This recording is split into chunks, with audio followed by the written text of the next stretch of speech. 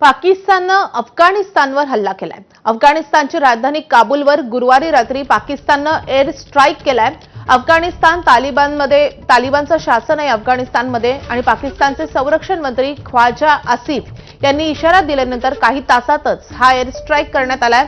आता भरपूर झालं, इस्लामाबाद आता अफगाणिस्तानात सुरू असलेलं दहशतवादी तळ अजिबात सहन करणार नाही। ख्वाजा आसिफ यांच्या इशाऱ्यानंतर काही तासातच पाकिस्तानकडून हा भीषण हल्ला झालाय।